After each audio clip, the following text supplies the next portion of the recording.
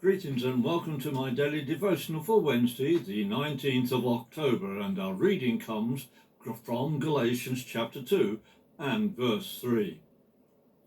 But not even Titus, being a Greek, who was with me, was compelled to be circumcised.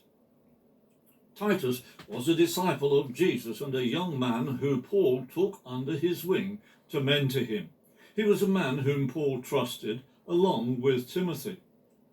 We have very little information about him except that he was a Gentile who was never circumcised. In this, Paul refused to bow to the insistence that new converts to Jesus should be circumcised. However, Timothy was half Greek on his father's side, who was circumcised to ease his acceptance among some Jews. This is according to Acts chapter 16 and verses 2 and 3. Timothy was well thought of by the believers in Lystra and Iconium, so Paul wanted him to join them on their journey.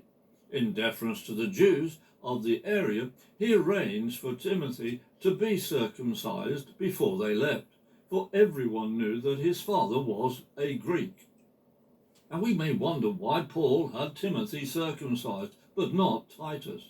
Perhaps the reason was that Titus was not Jewish and had no Jewish background. He had come to salvation in Jesus as a Gentile and would have had no understanding of the Jewish law on circumcision. On the other hand, Timothy was half Jewish on his mother's side. We know that his mother Eunice and grandmother Lois had faith, and that they led Timothy to faith also. It is possible that Timothy's father may not have wanted his baby son to be circumcised. Titus was a travelling companion of Paul, and in his letter to Titus, Paul wrote the following. This letter was written to Titus, my true child, in the faith that we share. Titus went on to serve the churches of Crete, Corinth, and Dalmatia. Paul's letter to Titus was while Titus was serving the Lord in Crete. Paul entrusted to him the completion of the work that he and Titus had begun in establishing the Church of Jesus in every town on the island of Crete.